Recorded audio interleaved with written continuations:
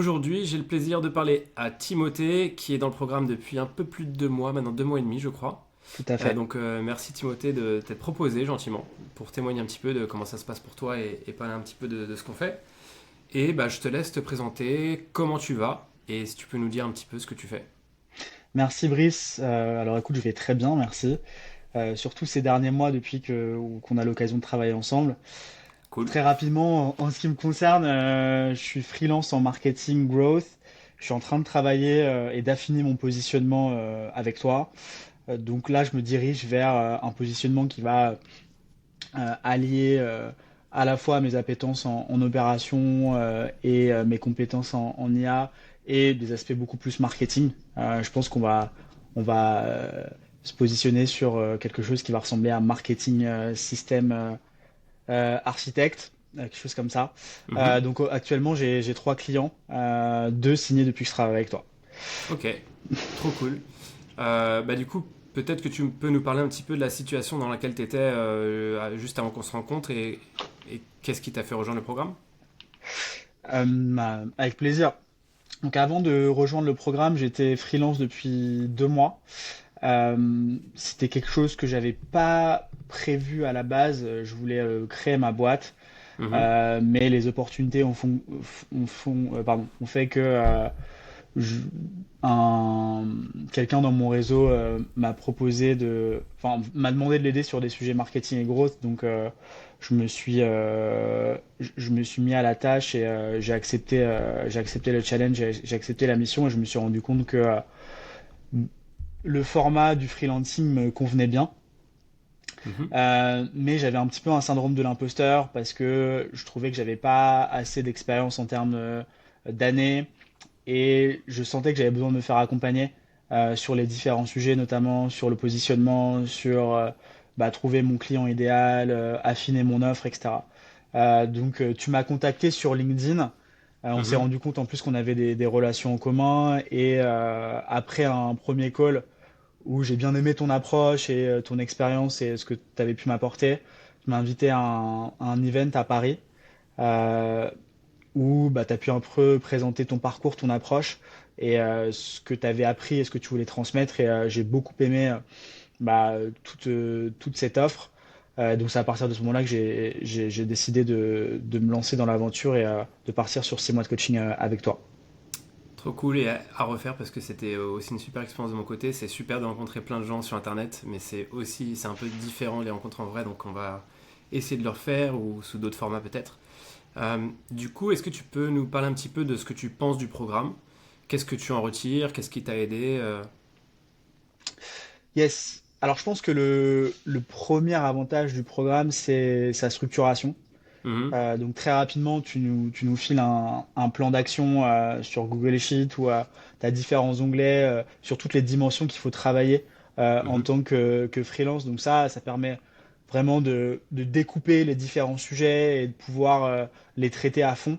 Euh, c'est pas forcément des choses qui sont nouvelles parce que voilà, c'est des choses qu'on sait plus ou moins, mais ça permet vraiment de mettre de la rigueur sur ces jeux-là. La deuxième chose, c'est que, comme je disais, parfois il y a des choses qu'on sait, mais c'est bien d'être coaché parce que ça permet d'avoir un regard extérieur, ça permet de travailler sur des aspects aussi plus psychologiques, d'avoir un retour d'expérience d'un professionnel qui a travaillé dans le marketing depuis plus de 15 ans. Donc ça m'aide beaucoup pour me donner confiance et ça permet d'orienter tout ce travail que je fais sur le positionnement, etc. La troisième chose, c'est la communauté. Quand on rejoint le programme, on est ajouté à un, un espace Slack où on peut échanger toutes les semaines, enfin déjà au quotidien sur différents sujets, avoir des retours sur voilà, une bannière LinkedIn, sur des posts LinkedIn. Et en plus, on se retrouve toutes les semaines pour ceux qui sont disponibles lors de calls où on peut échanger sur nos différentes problématiques du moment, obtenir Mhm. des conseils, etc. Donc il y a aussi cet aspect collectif qui est un atout majeur. Et je reviens un peu sur ce que tu disais au début. Tu disais tout n'est pas nouveau pour moi. Il y a des choses que je savais déjà. Ouais, Alors moi, déjà, je suis très consommateur de programmes d'accompagnement parce que j'adore me faire accompagner. Je trouve ça plus rapide, plus agréable tout à fait. et plus efficace. Et en fait, dans beaucoup de programmes, il y a beaucoup de choses qu'on sait. Déjà, Mhm. ça fait jamais de mal de revoir ce qu'on sait d'une manière un peu structurée et étape par étape. Je pense qu'il y a aussi une partie dans ce qu'on croit savoir où on découvre de nouvelles choses, de nouvelles approches. Là, par exemple, on discute avec certains membres de stratégie d'emailing, qui n'est pas Mhm. forcément le premier truc à faire quand on veut développer son activité de freelance, mais à bout d'un moment, et selon certains contextes, ça peut être intéressant. Et on voit qu'en fait, le diable est tellement dans les détails, dans les approches. Moi-même, je vis des choses, bon, je vais pas trop parler de moi parce que c'est pas l'objet du call, mais je modifie des petites choses dans mon approche, mais qui font enfin plus qu'à 100% sur des choses que je mesure. Donc vraiment, c'est vrai, il y a plein de trucs que les gens savent déjà, mais déjà, je pense que ça force à une discipline d'être accompagné, d'avoir quelqu'un aussi derrière soi et une communauté qui challenge. Mhm. Et puis, il y a ce, je sais pas, ces 10% de choses nouvelles qui vont faire vraiment des différences à plein de moments. Donc voilà, Bien juste. évidemment. En gros, Ouais. comme je disais, il y a des choses qu'on sait déjà, mais on apprend aussi énormément de choses. C'est tout Puis il y a le l'intérêt de se faire feedback. coacher. Il y a le feedback, ouais. Ouais. Et en fait, euh, aujourd'hui, on peut avoir, disons, du feedback si on travaille avec Claude ou ChatGPT, mais rien ne vaut du bon feedback humain, ultra rapide, ultra instinctif sur certains sujets. Et ça, on peut pas l'avoir en fait quand on travaille tout seul ou quand on travaille même avec une IA. Ouais, et puis très honnêtement, je pense qu'il y a plein de choses qu'on voit dans ce programme, enfin, et qu'on va voir de plus en plus, qui sont pas forcément facilement accessibles publiquement. D'ailleurs, il y a des choses que je ne dirais jamais sur LinkedIn ou YouTube, même Mhm. si dans les prochains mois j'ai envie de développer plein de contenu et de donner plein de valeur au plus de monde possible. Mais il y a des choses, pour des raisons vraiment intentionnelles, euh, qu'on veut pas forcément toujours divulguer. Je veux pas jouer sur le truc de on dit plein de secrets un peu ésotériques et tout, mais il y a des choses, j'ai pas envie de les dire sur LinkedIn et YouTube. D'ailleurs, plein de membres de la communauté qui est assez active donnent aussi des insights qu'on retrouve pas tellement publiquement. Par exemple, quand on parle de négociation avec des clients ou des choses comme ça, il y a des Mhm. leviers où, pour plein de raisons, je pense que ChatGPT a très peu de visibilité là-dessus. Et Mhm. en tout cas, comme il hiérarchise pas mal d'informations par rapport aux données disponibles publiquement, Public. il y a aussi des choses qu'il n'y a pas. Donc ouais, je suis d'accord avec toi. Euh, et tu parles de la communauté, je trouve aussi qu'on a une super communauté, je le dis souvent. C'est vrai que quand je discute en ce moment avec des freelances seniors, j'ai souvent un feedback qui me dit je suis pas sûr que la communauté ça va être une brique importante pour moi. Je suis déjà des communautés et j'ai pas l'impression que ça fasse vraiment avancer le schmilblick. Et en fait, je pense que moi aussi je suis dans plein de communautés. Et honnêtement, je trouve que la qualité en termes d'interaction, de qualité des discussions, on discute vraiment de sujets importants et pertinents pour tout le monde. En plus, on a un groupe assez homogène, ce qui fait que Mhm. même si on ne fait pas exactement le même métier, on a des problématiques communes. Et je trouve que voilà, c'est pour ça aussi que je fais intervenir des gens comme toi, c'est pour montrer un petit peu qui on a derrière le programme et les Bah, cerveaux. Par exemple, toi qui es le roi de la propale, tu fais des propales ultra structurées, super sharp et tout. Ça fait du bien d'avoir des gens comme toi aussi qui qui partagent. partagent, ouais. Et il y a des gens qui sont très bons en propale, il y a des gens qui sont très bons en égo, des gens en position. Enfin, je trouve ça bien aussi d'avoir Bah, cette dynamique. mais il y a quelque chose que j'avais jamais retrouvé avant, c'est bah, le fait de pouvoir se réunir régulièrement dans des calls. Je suis dans plein de communautés aussi et ça se passe jamais en fait. Hmm. Et la valeur que j'ai pu retirer de ces calls bah, toutes les semaines qui sont disponibles et de voir comment chacun avance et de voir comment chacun règle ses différentes problématiques. Moi-même, ça m'inspire en fait et ça me donne des idées pour mes propres sujets. Top.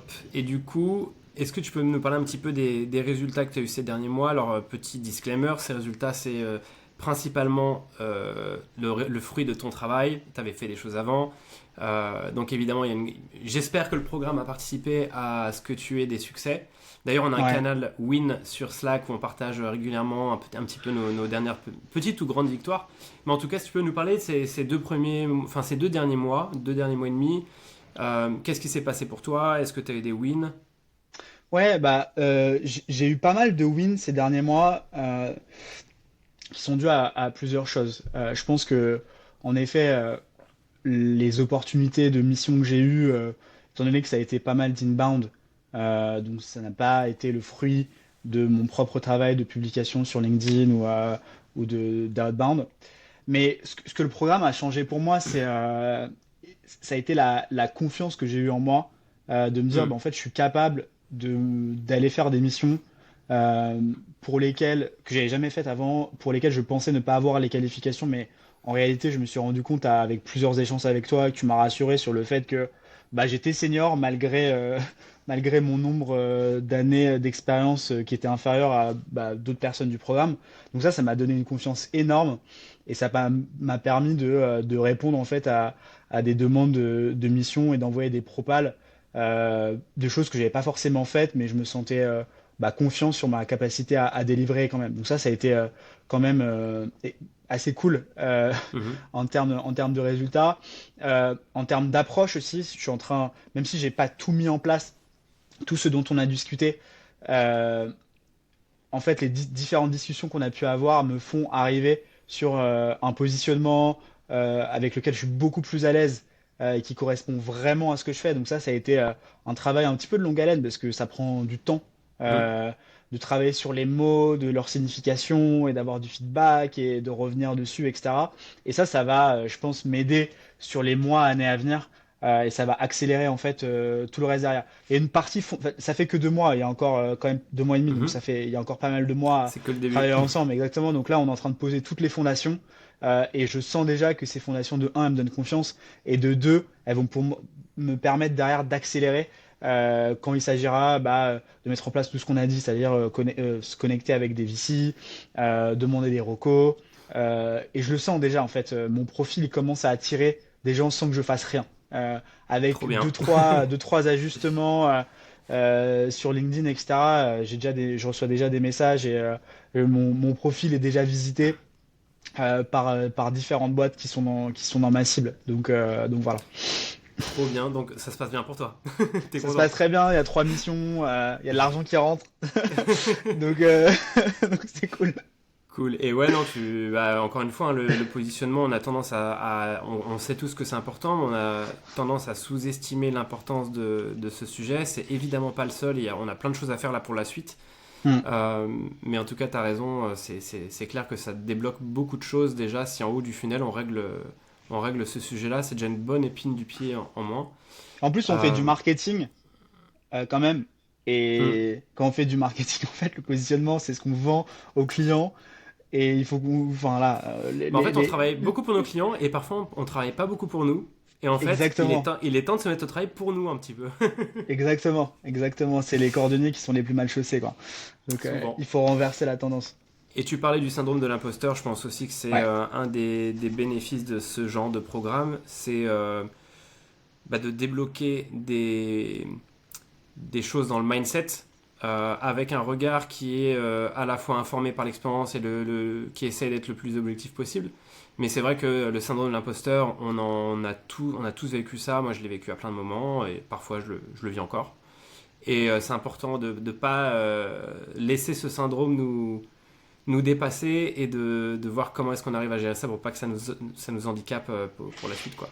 Tout à fait. Tout en étant évidemment intelligent et l'idée c'est Et pas de dire conscient qu'on peut de. voilà, Ouais. l'idée c'est pas Conscient de de qui dire on non est. plus Mm. d'être naïf, c'est pas de la naïveté, c'est pas dire qu'on peut tout faire et qu'il y a aucune limite, c'est pas vrai, mais on a souvent des limitations, des blocages mentaux qu'il faut vraiment lever pour pas être bloqué par la suite.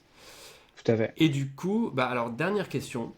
Qu'est-ce que tu dirais aux freelances qui seraient dans ta situation initiale et qui hésitent à se faire accompagner, que ce soit par ce programme-là, par un autre, mais globalement, le fait d'hésiter à ne pas travailler tout seul sur ces sujets-là, qu'est-ce que tu Mm. leur dirais à ceux qui hésitent? Je pense que la première chose, c'est qu'il faut pas rester seul. Parce que quand on est freelance, par définition, on a une activité dans laquelle on travaille bah, seul, quoi. On doit aller chercher des clients, etc. Et en fait, il n'y a rien de pire que l'isolation. Donc la première chose, c'est d'être entouré de ses pairs, d'apprendre d'autres freelances, d'autres CMO part-time. Donc ça, c'est la première chose. La deuxième chose, c'est, comme je le disais tout à l'heure, on a l'impression parfois de savoir quoi faire, Mais de un, bah, on sait pas tout et on a besoin d'expertise et on a besoin aussi de répétition et d'entendre euh, quelqu'un extérieur à nous-mêmes nous répéter ce qu'on a fait. On a aussi besoin de structure parce qu'on est pris dans l'opérationnel de l'exécution des missions. Et en fait, avoir ces structures, d'avoir ces appels de coaching tous les mois, ça nous force à travailler sur les différents sujets bah, avant les appels et ça nous pousse du coup à avancer, ça nous fait gagner du temps. Ça, c'est la deuxième chose. La troisième chose, c'est que je pense qu'il faut, je le dis souvent à mes clients, il faut dépenser de l'argent pour gagner de l'argent. Donc, ouais, c'est un Mhm. investissement. C'est un investissement sur soi, c'est un investissement sur le futur. Donc, en fait, il faut pas avoir, entre guillemets, peur de dépenser l'argent parce que, en gros, si on met en place bah, tous les éléments qui sont nécessaires sur le positionnement, sur la stratégie d'acquisition de nouveaux clients, et on se fait accompagner sur ces sujets-là, on a du knowledge qu'on n'aurait pas eu ailleurs sur la négociation, sur le renouvellement de certaines missions, sur plein de petits détails, bah, tout ça, ça va nous faire gagner de l'argent au final C'est plus sûr. tard.